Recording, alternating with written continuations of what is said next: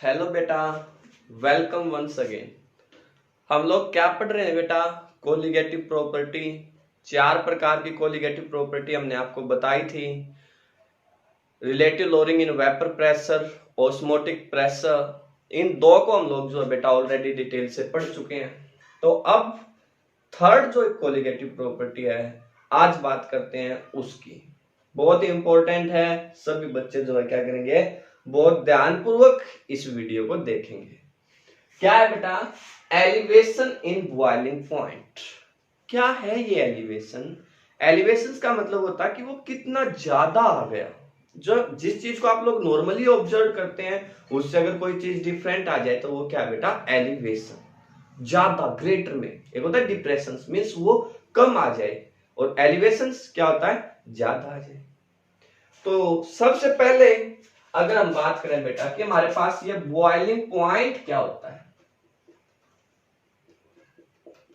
Boiling point को अगर हम लोग जो है डिफाइन करें तो बॉइलिंग पॉइंट क्या होता है बेटा? जनरली तो आप लोगों ने सभी ने पता है कि वो टेम्परेचर जिसके ऊपर कोई भी लिक्विड वेपर्स में कन्वर्ट हो जाए या बॉयल होना स्टार्ट हो जाए, वो क्या उसका बॉइलिंग पॉइंट है। लेकिन जनरली क्या कहेंगे हम लोग, बॉइलिंग पॉइंट क्या होता है बेटा? वो टेम्परेचर होता है जिस टेम्परेचर के ऊपर किसी भी लिक्विड का जो एटमॉस्फेरिक प्रेशर है, जो क्या बेटा एटमॉस्फेरिक प्रेशर है एंड वेपर प्रेशर है, वो क्या हो जाए बेटा? इक्वल हो जाए। जिस टेम्परेचर के ऊपर किसी लिक्विड के atmospheric pressure and vapour pressure equal हो जाए तो वो क्या बेटा? उसका बॉइलिंग पॉइंट है। वो क्या बेटा? उसका बॉइलिंग पॉइंट। क्या है बॉइलिंग पॉइंट? ये बात समझ में आई? वो टेम्परेचर जिस पे किसी भी लिक्विड का बेटा atmospheric pressure and vapour pressure equal हो जाएंगे, वो कहलाता है बॉइलिंग पॉइंट। जैसे हम लोग कहते हैं कि जो वाटर हमारे पास होता है उस वाटर का बॉइलिंग पॉइंट 100 डिग्री सेल्सियस है, या टू जो है 373.15 केल्विन है। तो what is the mean of this? इसका मतलब क्या बेटा कि 100 डिग्री सेल्सियस टेम्परेचर के ऊपर, 100 डिग्री सेल्सियस टेम्परेचर के ऊपर वाटर का जो वेपर प्रेशर है, क्या बेटा? जो वाटर है उसका वेपर प्रेशर एटमॉस्फेरिक प्रेशर के बराबर हो गया। 100 डिग्री सेल्सियस के ऊपर vapour pressure of water is equal to atmospheric pressure. That's why boiling point of the water is 100 degree Celsius. बात समझ में आई बेटा? What is boiling point? ये बात क्लियर होगी। अब बात हमने क्या करनी कि इसमें एलिवेशन क्या है, या ये एलिवेशन इन बॉइलिंग पॉइंट क्या होता है। तो आपने जनरली याद रखना है बेटा कि जो बॉइलिंग पॉइंट होता है ना सॉल्यूशन का, वो क्या होता है? हमेशा ग्रेटर होता है देन द सोलवेंट। क्या कहा मैंने? बॉइलिंग पॉइंट ऑफ सॉल्यूशन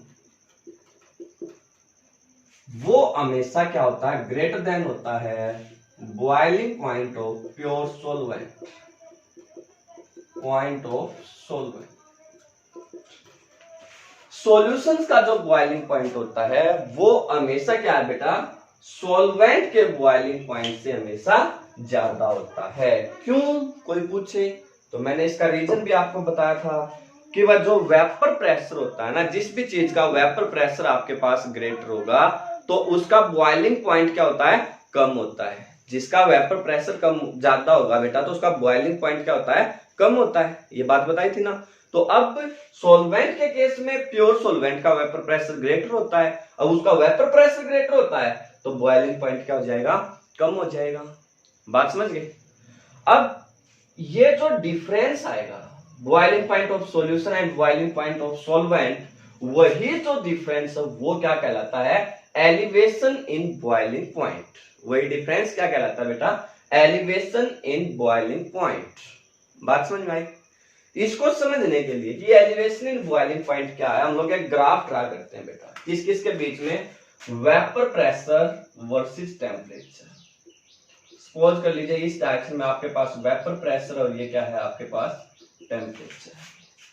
ठीक है, ये कोई भी जो है प्रेशर है जहां पे आपके पास क्या होता है, कोई भी वेपर प्रेशर किसी भी सॉल्यूशंस का, वो किसके बराबर होता है, उसके एटमॉस्फेरिक प्रेशर के बराबर होता है। ये वो प्रेशर है जिस पे किसी सॉल्यूशन का वेपर प्रेशर उसके एटमॉस्फेरिक प्रेशर के बराबर होता है। तो अब हमने कहा क्या है कि जो बॉइलिंग पॉइंट है सॉल्यूशंस का वो हमेशा ग्रेटर होता है। तो इसका मतलब क्या है कि अगर हम लोग सॉल्यूशंस के लिए कर्व को रिप्रेजेंट करें बेटा, तो वो इस तरह रिप्रेजेंट होगी, और अगर सॉल्वेंट के लिए रिप्रेजेंट करेंगे तो वो इस तरह आएगी। ये ए बी ये रिप्रेजेंट करती है जो भी टेम्परेचर वर्सेस वेपर प्रेशर है उसके सॉल्वेंट के लिए बेटा। ये किसके लिए है, सॉल्वेंट के लिए। और ये क्या है बेटा, सी डी, ये किसके लिए है, सॉल्यूशन के लिए। ये बात समझ गए। अब इसमें ये पॉइंट आपके पास क्या है, सी डी ई मान लीजिए। ई वो पॉइंट है जहां पे सॉल्वेंट का वेपर प्रेशर एटमॉस्फेरिक प्रेशर के बराबर है। तो इसके क्रॉसपोंडिंग अगर हम लोग ये टेम्परेचर नोट करेंगे बेटा, तो ये क्या है, boiling point of the solvent. ये क्या है बेटा, boiling point of the solvent. और सपोज कर लीजिए इसको हमने लिख दिया टी नोट बी से। टी नोट बी क्या हो गया, अब boiling point of the solvent या प्योर सॉल्वेंट। अब ये डीई, ये सपोज कर लीजिए बेटा एफ पॉइंट है। अब ये एफ पॉइंट आपके पास क्या है, वो पॉइंट है जहां पे सॉल्यूशन का वेपर प्रेशर एटमॉस्फेरिक प्रेशर के बराबर है। यह पॉइंट क्या बेटा, जहां पर सॉल्यूशन का वेपर प्रेशर एटमॉस्फेरिक प्रेशर के बराबर है। इट मींस अगर हम लोग इसके क्रॉसपोंडिंग इसको इंक्रीज करते हैं तो ये हमारे पास क्या है, सॉल्यूशंस का बॉइलिंग पॉइंट। ये जो टेम्परेचर आएगा बेटा, मान लीजिए इसको लिख दिया आपने टी बी से, अपने हमने इसको क्या किया, टी बी से लिख दिया। तो ये टी बी क्या हो गया, boiling point of the solution. T nought b क्या बेटा, boiling point of the solvent. और इन दोनों के बीच का जो ये डिफरेंस आएगा, that's known as delta T b. That's known as the delta T b. और ये डेल्टा टी बी क्या है, एलिवेशन इन बॉइलिंग पॉइंट। बात समझ में आई। यह बातें आप लोग नोट करेंगे। क्या क्या याद रखना आपने, टी बी ये क्या बेटा, बॉइलिंग पॉइंट ऑफ जो है solution.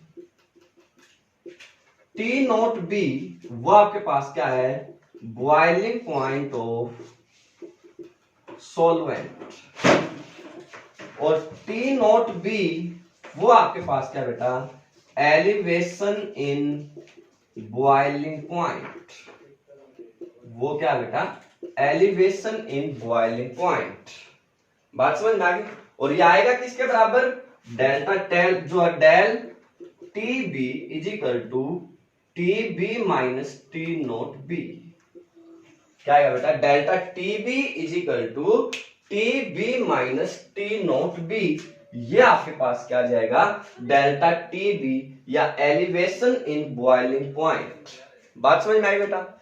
Elevation in boiling point का जर्नल मीनिंग क्या है, ये क्या है बेटा, आपने याद रखना। जनरली क्या होता है, जो बॉइलिंग पॉइंट होता है सॉल्यूशंस का वो ग्रेटर देन होता है boiling point of the solvent से। और जो उनके बीच का डिफरेंस है उसी डिफरेंस को हम लोग क्या बोलते हैं, एलिवेशन इन बॉइलिंग पॉइंट। तो क्या है बेटा एलिवेशन इन बॉइलिंग पॉइंट और बॉइलिंग पॉइंट क्या होते हैं, ये दोनों बातें अच्छे से समझ में आ गया आप लोगों को, क्लियर है पक्का। तो इसके बाद अगर आप लोगों ने क्या करना है, एक्सप्रेशन फाइंड आउट करना है। अगर आप लोगों ने क्या करना है, एक्सप्रेशंस फाइंड आउट करना है एलिवेशन इन बॉइलिंग पॉइंट के लिए। जो बॉइलिंग पॉइंट है उस बॉइलिंग पॉइंट के लिए जो है, मैंने बताया क्या था बेटा आपको, चार चीजें मैंने, वो चीज क्या होती है, क्या होती है, ये बात समझ में आ गई। दूसरा उसका एक्सप्रेशंस क्या है। तीसरा ये बात प्रूव करने की वो एक कोलिगेटिव प्रॉपर्टी है। और फोर्थ क्या करना है, ये बात ड्राइव करनी है कि जो भी उसका मोलिकुलर मास आएगा सोल्यूट का वो कैसे आएगा, यूजिंग दैट कोलिगेटिव प्रॉपर्टी। तो first elevation in boiling point क्या है, ये बात समझ में आ गई। दूसरा अगर आप लोगों से कहा जाता है कि इसका एक्सप्रेशंस क्या है, expressions for the elevation in boiling point,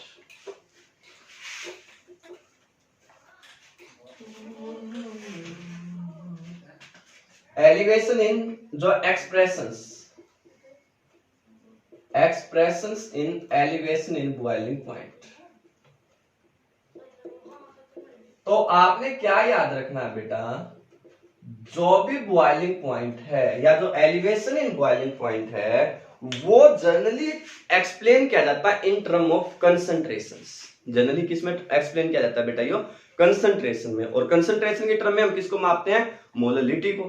तो वी कैन से दैट जो डेल्टा टीबी है, डेल्टा टीबी मींस क्या है, elevation in boiling point is equal to KB into m, KB into M.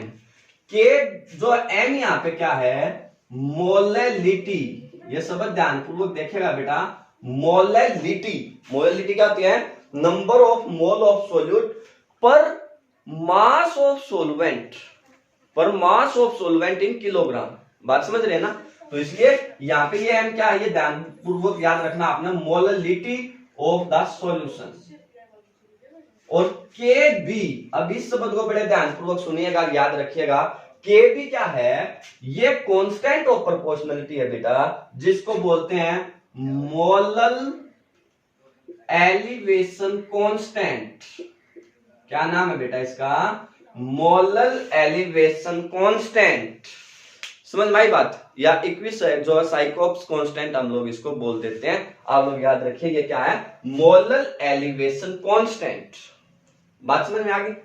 M क्या है, molality of solution. के भी क्या है, मोलल एलिवेशन कांस्टेंट। बात क्लियर होगी। अगर किसी भी सोल्यूशन, अगर मान लीजिए वो आपसे कहता है कि डिफाइन के बी या मोलल एलिवेशन कांस्टेंट क्या है, इस बात को डिफाइन कीजिए। तो आप लोग क्या करें, मान लीजिए बेटा मोललिटी किसी भी सॉल्यूशन की आपके पास 1 है। अगर मोललिटी किसी सॉल्यूशन की 1 है तो इसका मतलब डेल्टा टीबी किसके बराबर है, के बी के बराबर। डेल्टा टीबी किसके बराबर है बेटा, के बी के बराबर। तो क्या कहेंगे, molal elevation constant is equal to elevation in boiling point.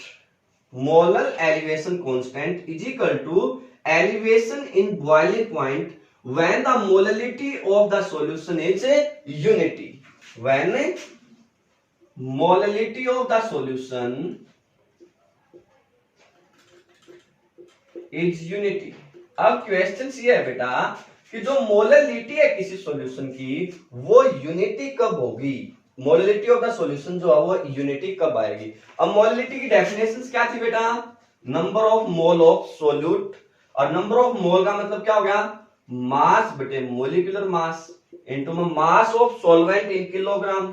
तो बाय में हमने आपको बताया था कि आप लोग किलोग्राम में लिखेंगे तो उसको जो है mass of the solvent by में 1000 मींस ये 1 किलोग्राम की टर्म है, उसको भी आप लोग छोड़ दीजिए। आप सीधा इसको याद रखिए, जब 1 किलोग्राम सॉल्वेंट के अंदर, जब क्या होगा बेटा, 1 किलोग्राम सॉल्वेंट के अंदर 1 मोल डिसॉल्व किया जाएगा। जब 1 किलोग्राम सॉल्वेंट के अंदर क्या होगा, 1 मोल ऑफ सॉल्यूट डिसॉल्व किया जाएगा, तो आपके पास क्या आएगी, मोललिटी 1 आएगी। बात समझ में आई बेटा, पक्का।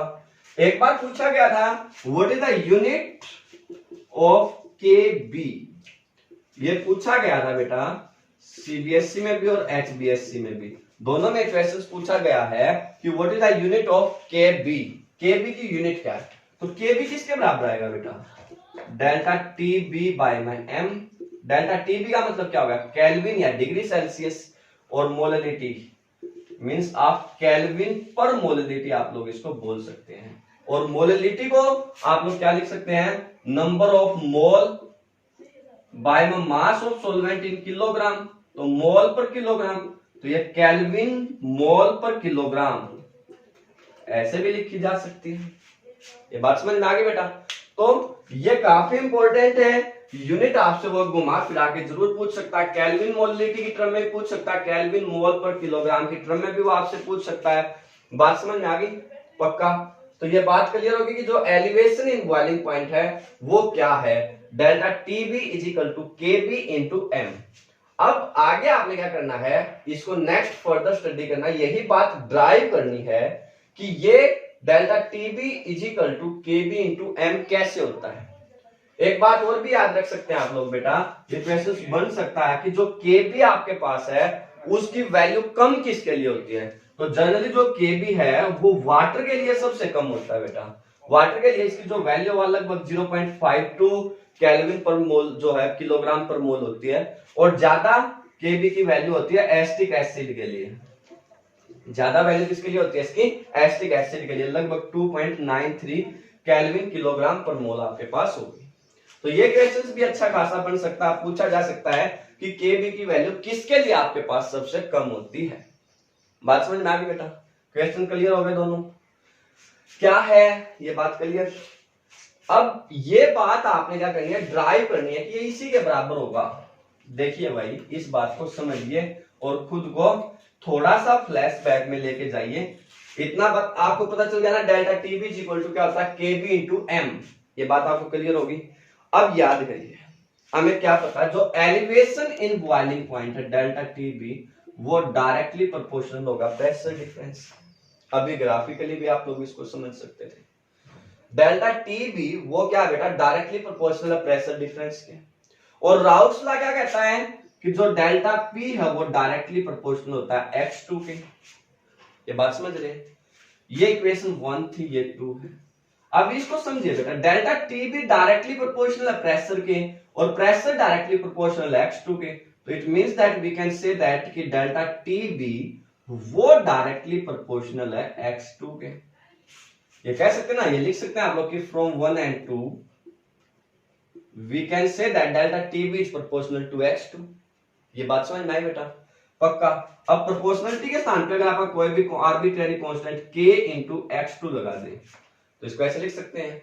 अब x2 की डेफिनेशन क्या होती है? x2 क्या है बेटा? Number of mole of solute. x2 क्या होता है बेटा? Mole fraction. ये क्या होता है? Mole fraction of solute.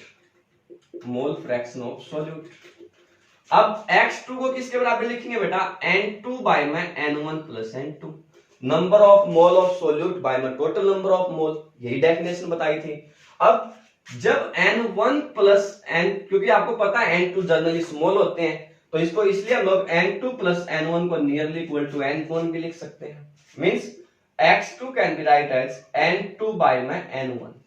We can write. ये बात समझ में आ रही है कि नहीं आ रही है? और n1 जो होता है वो किसके बराबर होता है बेटा? W1 by m1, mass of solute by mass, जो मोलिकुलर मास। तो it means x2 can be write as n2 by में W1 बाय m1, या x2 is equal to n2 by में m1 बाय W1 लिख सकते हैं ना बेटा? बात समझ रहे हैं? ये वैल्यू आप उठाइए और इस x2 के स्थान पे रख दीजिए। डेल्टा टी भी किसके बराबर आ गया बेटा? k into m1 into n2 by में W1। अब k क्या है बेटा? Constant of proportionality. m1 molecular mass of solvent. Molecular mass हमेशा कांस्टेंट होते हैं। कांस्टेंट गुणा कांस्टेंट क्या होगा? Another constant. Delta T be another constant को मान लीजिए अपन k भी कह दिया बेटा, इनटू में n2। n2 क्या है बेटा? Number of mole of solute. और W1 क्या है बेटा? मास ऑफ सॉल्वेंट। W1 क्या है बेटा? मास ऑफ सॉल्वेंट। ये बात समझ में आई? तो अब अगर आपको number of mole of solute by mass of solvent given है, तो ये डेफिनेशन किसकी होती है? मोलरिटी की। किसकी डेफिनेशन होती है बेटा? मोलरिटी की। तो we can say that delta TB is equal to KB into M. आई बात समझ में बेटा कि जो ये रिलेशन है delta TB is equal to KB into M कहां से आएगा? ये बात क्लियर होगी? देखो डेल्टा टीबी डायरेक्टली प्रोपोर्शनल होता है प्रेशर डिफरेंस के, और राउट्स लॉ कहता है कि डेल्टा पी डायरेक्टली प्रोपोर्शनल है mole fraction of the solute के। It means delta TB is proportional to x2। It means that delta TB is equal to kx2। अब k कोई भी कांस्टेंट ऑफ प्रोपोर्शनलिटी है। x2 को solve करते हैं बेटा। ये x2 है number of mole of solute. अब number of mole of solute की डेफिनेशन होती है x2 क्या? Mole fraction of solute. Mole fraction की डेफिनेशन क्या होती है? Number of mole of solute by में टोटल नंबर ऑफ मोल। अब total number of mole n1 plus n2। अब n2 आपको पता कम होते हैं, n1 plus n2 nearly equal to n1 मान लिया, तो x2 is equal to n2 bye n1 आपके पास आ जाएगा। N1 की डेफिनेशन सबको पता है, W1 बाय में M1 होती है, वो वैल्यू हमने यहाँ पे रखी, तो X2 की वैल्यू क्या आ जाएगी बेटा, N2 into M1 bye W1। ये X2 को अगर आप यहाँ पुट करेंगे तो आप कहेंगे कि delta TB equal to K into M1 into X2 by में N2 बाय में W1। K into M1 constant of proportionality into molecular mass, ये कॉन्स्टेंट आ जाएगा, उसका नाम रख दिया अपन KB, molar elevation constant. Number of mole of solute by mass of solvent, ये किसकी डेफिनेशन होती है बेटा, मोलरिटी की। तो डेल्टा टीबी इक्वल टू क्या आ जाएगा, KB इंटू में M। बात समझ में आ गई, पक्का। इसके बाद क्या क्या हुआ बेटा, जनरल एक्सप्रेशंस क्या है, ये बात समझ में आ गई, और ये क्या होती है, ये बात समझ में आ गई। इसके बाद अगर नेक्स्ट हम लोग बात करें बेटा, तो नेक्स्ट क्या करना होता है, हमें ये बात प्रूव करनी होती है कि elevation in boiling point is a colligative property. हमने इस बात को देखना है कि क्या एलिवेशन इन बॉइलिंग पॉइंट एक कोलिगेटिव प्रॉपर्टी है या नहीं है। कोलिगेटिव प्रॉपर्टी कौन सी होती है बेटा, which depend upon the number of mole of solute. अब यहां से हमारे पास आया क्या है, delta TB is equal to KB into में एम। अब एम की डेफिनेशन आपको पता है, नंबर ऑफ मोल, क्या है बेटा, number of mole of solute by mass of solvent. It means that ये तो डायरेक्टली मोलिलिटी पे डिपेंड करता है। आप लोग क्या लिखेंगे कि जो एलिवेशन इन बॉइलिंग पॉइंट है, delta TB is equal to KB into M, so that's m is directly depend जो delta TB is depend upon the molality and molality is the number of mole of solute. It means that it depend upon the number of mole of solute. अगर ये number of mole of solute पे depend करती है तो इसलिए ये क्या है, कोलिगेटिव प्रॉपर्टी है। डेफिनेशन आपको आती है, आई बात समझ में कि जो एलिवेशन इन बॉइलिंग पॉइंट है वो कोलिगेटिव प्रॉपर्टी क्यों है, क्योंकि Kb इंटू एम होती है, m मोलिलिटी है, molality number of mole of solute by mass of solvent in kilogram होती है। मींस मोलिलिटी डायरेक्टली डिपेंड करती है number of mole of solute पे। अगर molality number of mole of solute पे डिपेंड करती है तो इसका मतलब एलिवेशन इन बॉइलिंग पॉइंट भी number of mole of solute पे डिपेंड करेगा, तो इसलिए ये क्या है, कोलिगेटिव प्रॉपर्टी है। बात क्लियर होगी बेटा। इसके बाद नेक्स्ट हमारा काम क्या होता है, calculation of molecular mass of solute. Next क्या होता है बेटा, calculation of molecular mass of solute. तो आपने क्या करना है, जो पढ़ा है उसी को अप्लाई करना है और मोलिकुलर मास कैलकुलेट करना है। Calculation of molecular mass of solute using elevation in boiling point. तो क्या है बेटा, delta TB is equal to KB into M. ये बात समझ गए। अब एम मोलिलिटी, मोलिलिटी की definition number of mole of solute by mass of solvent in kilogram. यही डेफिनेशन होती है बेटा, जो भी number of mole of solute. अब mass, number of mole of solute क्या होंगे बेटा, W2 बाय में M2। नंबर ऑफ मोल कैसे निकालते हैं आप लोग, मास बाय में मोलिकुलर मास। बात समझ गए। डिवाइड बाय में मास ऑफ सॉल्वेंट, अगर ग्राम में दे रखा है तो W1 बाय में 1000। It means that we can say that W2 by में M2 into 1000 बाय में W1। ये क्या है, मोलिलिटी। और ये मोलिलिटी की वैल्यू आप लोग क्या करिए, यहां पर पुट कर दीजिए बेटा। यहां पर पुट करेंगे तो डेल्टा टीबी की वैल्यू क्या आ जाएगी, KB into W2 by M2 into 1000 by W1। हमें निकालना क्या है, M2। हमें क्या निकालना है बेटा, M2। तो वो M2 क्या आ जाएगा, K into W2 by multiply by 100 into delta TB multiply by W1. This is the molecular mass of the solute using elevation in boiling point. Elevation in boiling point को use करके molecular mass कैसे निकालेंगे बेटा, बात समझ में आई, पक्का समझ में आएगा। एलिवेशन इन बॉइलिंग पॉइंट क्या है, ये बात सबको क्लियर होगी बेटा। आपने क्या करना है, इस पे बेस्ड एनसीईआरटी के 2 न्यूमेरिकल्स आपको मिलेंगे आपकी बुक में, आपने उन दोनों को ट्राई करना है। क्वेश्चंस क्या है, फर्स्ट क्या है, वो कहता है कि 18 ग्राम ऑफ ग्लूकोज वो क्या है, डिजोल्व किया जाता है 1 किलोग्राम ऑफ वाटर के अंदर। क्या कहता है, 18 ग्राम ग्लूकोज C6H12O6 वो डिजोल्व किया जाता है बेटा, dissolve in 1 kg of water. बात समझ गए, वो किस में डिजोल्व किया जाता है बेटा, 1 किलोग्राम ऑफ वाटर के अंदर डिजोल्व किया जाता है। ये पूछता है at what temperature will be water boil at 10, जो उसका आपने बताना है कि उसका बॉइलिंग पॉइंट क्या है। अगर आपके पास क्या, जो डेल्टा टी भी जो भी आपके पास में क्या है प्रेशर है, वो है 1.013 बार 1 एटमोस्फियर भी लिख सकते हैं, और के बी फॉर द वाटर जो है वो आपको गिवन है 0.52 जो है केल्विन किलोग्राम पर मोल। ये आपको गिवन है, आपने क्या करना है, उसका बॉइलिंग पॉइंट कैलकुलेट करना है।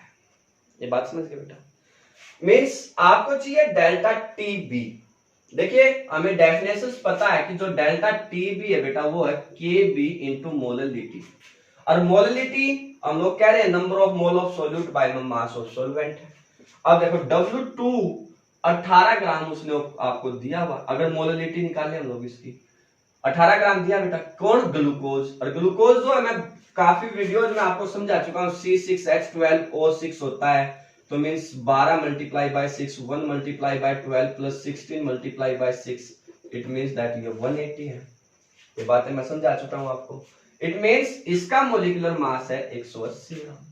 दिया किसमें बेटा, 1 kilogram of water, 1 kilogram by में 1000 करना, वो सेम ही रहेगा। It means that 1/10 means 0.1 molar. इसकी मोलरिटी आपके पास क्या है बेटा, 0.1। अब ये वैल्यू याद रख दीजिए, delta T B is equal to K B की वैल्यू कितनी है 0.52 मल्टीप्लाई बाय 0.1 मींस 0.052। ये क्या आ गया बेटा, एलिवेशन इन बॉइलिंग पॉइंट। ये क्या आ गया बेटा, एलिवेशन इन बॉइलिंग पॉइंट। अब एक्चुअल जो बॉइलिंग पॉइंट है वाटर का वो क्या है 100 डिग्री सेल्सियस, तो उसमें आप लोग इसको ऐड कर दीजिए, या आप लोग इसको ऐसे कह सकते हैं, हमारे पास 373.15 होता है एक्चुअल, तो उसमें 0.052 हमने ऐड कर दिया, तो that's the boiling point of water when 18 gram of glucose is dissolved in 1 kilogram of water. बात समझ में आई बेटा, पक्का? तो इसको आप लोग ट्राई करेंगे। एक क्वेश्चन और है, आपने उसको खुद ट्राई करना है और मुझे बताना है आपको समझ में आया भी है या नहीं आया है, ठीक है? और कल वाली वीडियो की भी मैं काफी सारी बातें आपने मुझे बताई नहीं कि वो आपको आई थी या नहीं आई थी, जो बायोलॉजिकल इंपॉर्टेंस थी वो किसी बच्चे ने मुझे बताई नहीं कि आपको आई या नहीं आई, कि जो आम है उन वो पानी में क्यों जो रखते हैं हम लोग, या उनको जो बाहर गर्मी में रखने से वो पीछे क्यों जाते हैं, किशमिश के साथ क्या होता है, तो आपने बताया ही नहीं बेटा, ऐसे तो काम नहीं चलेगा ना। उनको अच्छे से देखिए, वीडियो को कंप्लीट और अच्छे से इनको पढ़िए बेटा, तब जाके आपकी तैयारी जो क्या होगी बहुत अच्छे से हो पाएगी, ठीक है? तो बेस्ट ऑफ लक, बहुत अच्छे से पढ़ेंगे बेटा।